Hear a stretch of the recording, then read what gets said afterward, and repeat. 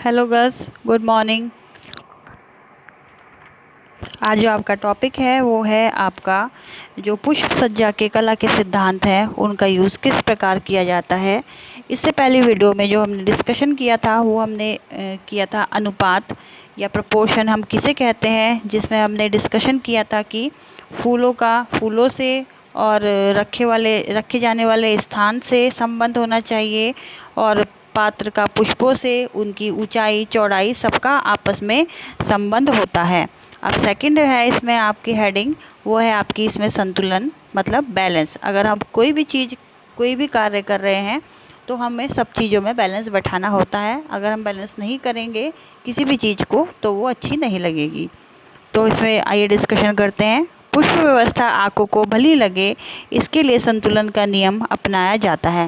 जो आपका पुष्प व्यवस्था है, पुष्प डेकोरेशन है, वो हमारी आँखों को भी अच्छी लगनी चाहिए।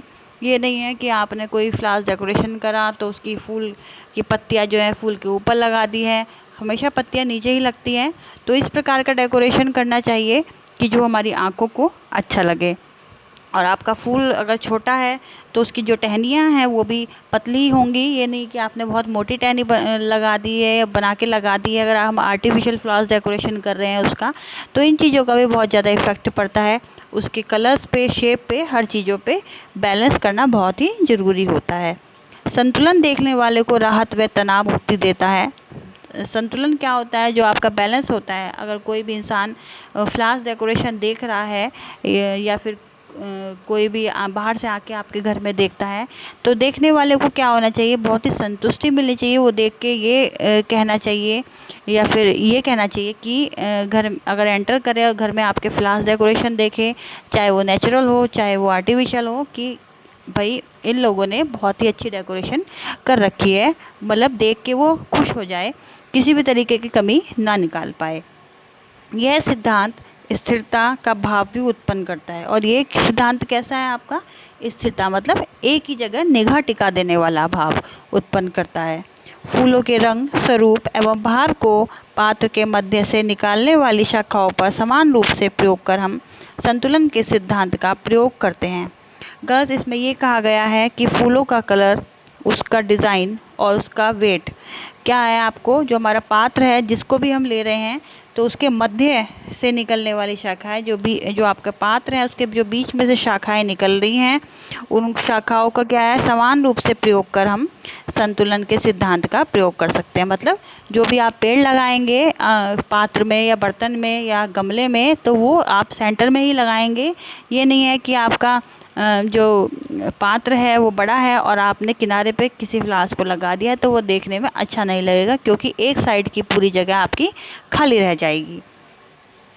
संतुलन की दृष्टि से बड़े पुष्पों के पात्र के मध्य से अधिकतम ऊंचाई के पास का प्रयोग किया जाता है। जो आपके संतुलन की अगर दृष्टि से देखें, बैलेंस की दृष्टि से, जो बड़े पुष्पों वाले पात्र होते हैं जिन पर बड़े बड़े फ्लावर्स आते हैं, वो आपके मध्य से अधिकतम ऊंचाई के पास प्रयोग किया जाए। मतलब जो उनका डिज़ाइन किस तरीके का होना चाहिए? जो बीच में से वो थोड़े उभरे हुए होने चाहिए और जो है ऊंचाई उनकी जो है मीडियम ही होनी चाहिए, ज़्यादा बड़ी नहीं होनी चाहिए। अन्य भारी पुष्पों का केंद्र के पास प्रयोग कर पात्र के संतुलन का भाव उत्पन्न किया जाता है। और जो अगर कोई भारी डिज़ाइन का आप लगा रहे हैं तो उस पात्र का और टहनियों का और फूलों का बैलेंस भी बिल्कुल बराबर होना चाहिए, जिससे कि वो देखने में भद्दे ना लगे।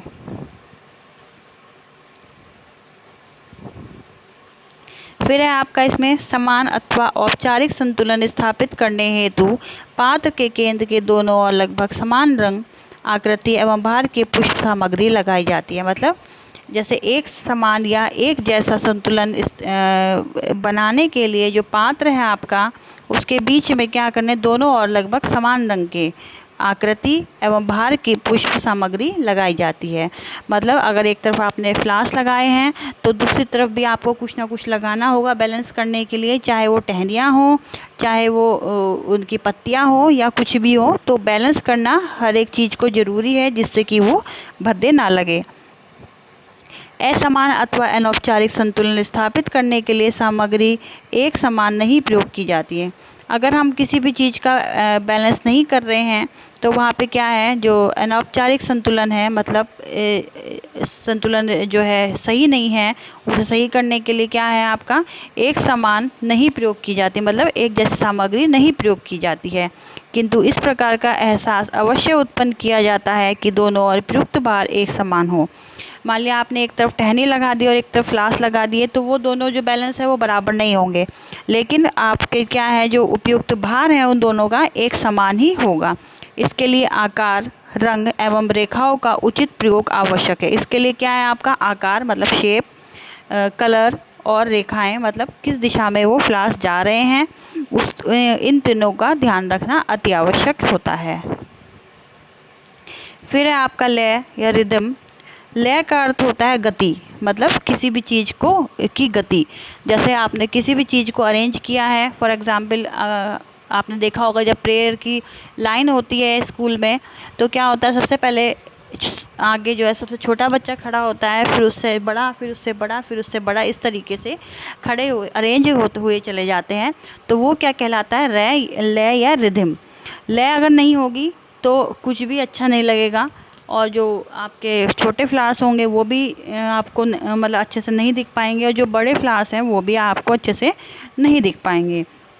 लय का अर्थ होता है गति अथवा अर्थात दृष्टि, आंखों को निरंतर का अभ्यास देना।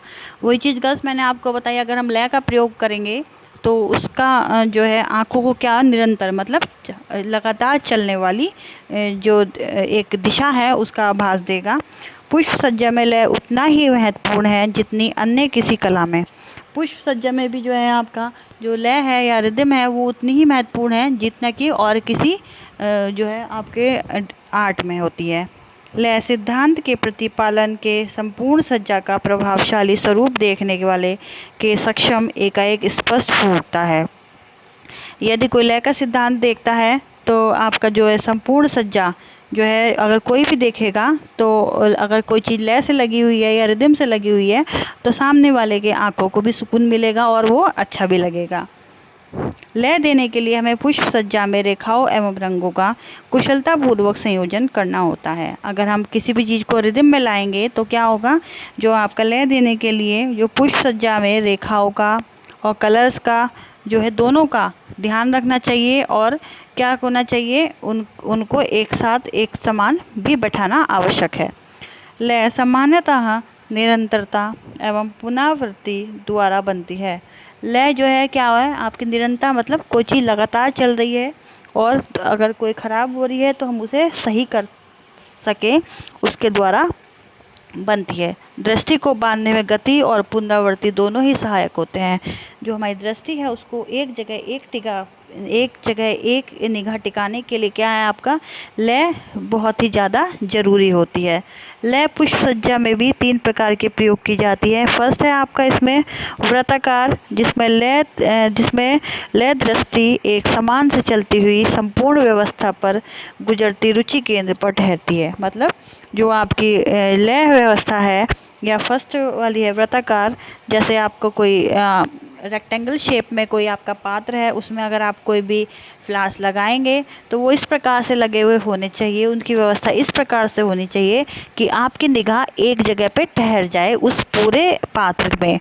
कोई भी उसके अंदर आकर्षक एक फूल या फिर कोई भी पत्ती इस तरीके की होनी चाहिए कि वो आपके आकर्षण का केंद्र वहाँ बन सके। ओके गर्ल्स, तो ये थे आपके आज की वीडियो। अगर कुछ नहीं समझ में आ रहा है गर्ल्स इसमें, तो आप मेरे से नेक्स्ट मीटिंग में डिस्कस कर सकते हैं। और इसमें अगर इस वीडियो में एक पॉइंट और है, आप जो है बुक में वो नहीं दिया हुआ है, तो मैंने थोड़ा सा चला तो मैं आपको ऐसे ही बता देती हूँ। इसमें आपका जो नेक्स्ट है कर्ण रेखा लय, अर्थात विपरीत दिशा की ओर झुकने वाली लय। पुष्प सज्जा में इस लय का अधिक प्रयोग किया जाता है। मतलब एक अगर टहनी आपकी ऊपर की दिशा में जा रही है तो दूसरी आपकी झुकने वाली होगी, तो ये आपकी क्या है, लय होती है, मतलब एक ऊपर और एक नीचे। तो यह भी आपकी कर्ण रेखा की वाली लय कही जाती है। थर्ड है आपका विकृत लय यानी रेडिएशन रिदम। इसमें क्या होता है, गोलाकार रेखा में यह अधिक स्पष्ट होती है।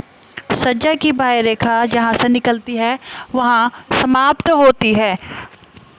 जो आपकी विपरीत लय है या रेडिएशन रिदिम है, वो आपका गोलाकार रेखा में यह स्पष्ट होती है। मतलब कोई भी अगर गोलाकार आकृति अगर हम बना रहे हैं तो उसकी सज्जा की बाह्य रेखा, जो उसकी जो बाहर की तरफ की रेखा निकल रही हैं, वो क्या होगा, बाहर की रेखा इस तरीके की होंगी कि वहीं समाप्त हो जाएंगी। मतलब उसे इस तरीके का डेकोरेशन करेंगे कि जो बाहर की रेखाएं निकल रही हैं, बाहर की तरफ फूल पत्तियां निकल रही हैं, वो ज़्यादा लंबी ना जाए, और जो बीच वाला पार्ट है, सेंटर पार्ट, वो आपके आकर्षण का केंद्र बन जाए।